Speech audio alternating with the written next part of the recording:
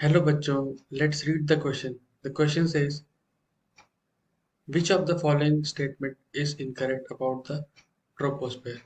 तो हमें यहाँ पे ट्रोपोस्फेयर के बारे में चार स्टेटमेंट दी गई हैं और हमें बतानी है उसमें से कौन सी करेक्ट है और कौन सी इनकरेक्ट है. Statement A is it extends from height of 10 kilometers from sea level. B is it is turbulent dusty zone containing air, much water, vapor, and clouds. C option is it is a region of strong air movement and cloud formation. It lies above the stratosphere and extends up to 10 to 50 kilometers from sea level. Now let's discuss the key concept for this question. तो जो हमारा इसके लिए की concept रहने वाला है वो है लेयर्स ऑफ एटमॉस्फेयर.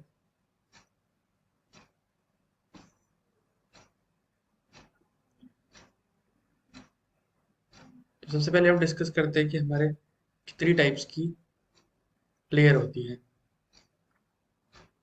तो अगर नीचे से स्टार्ट करें तो सबसे पहले आती है हमारे पास ट्रोपोस्फेयर.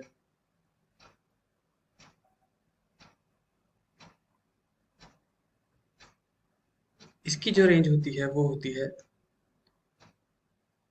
8 to 15 किलोमीटर्स की, depending upon the regions.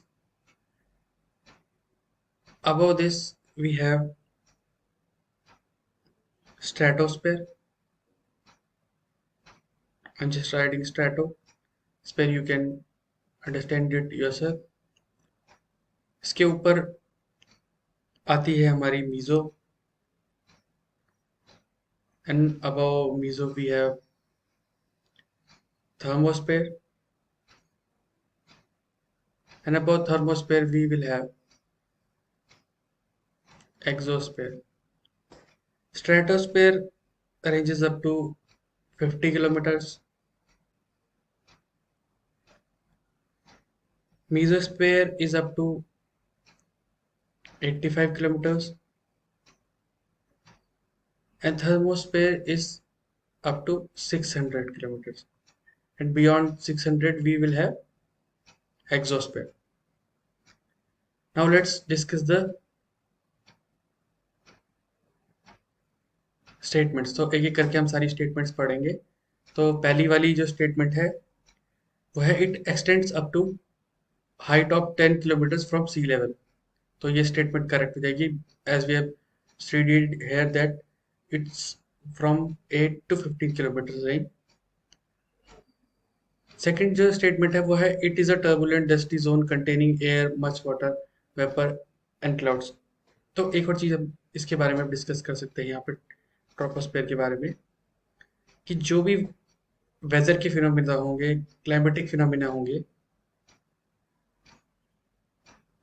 Weather के जो भी फिनोमिना होंगे वो हमारे ट्रोपोस्फेयर में होंगे. तो और ये क्लाउड फॉर्मेशन वगैरह ये सारी चीजें उसी में होंगी.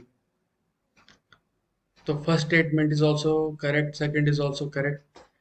It is the reason of strong air movement in cloud formation. तो जैसे हमने वेदर फिनोमेना डिस्कस कर लिया तो वो भी इसी में इंक्लूडेड होता है, तो ये भी करेक्ट है. D statement is it lies above stratosphere. तो यहाँ पे जो स्टेटमेंट गलत हो गई because troposphere is below and stratosphere is above. So this statement is incorrect.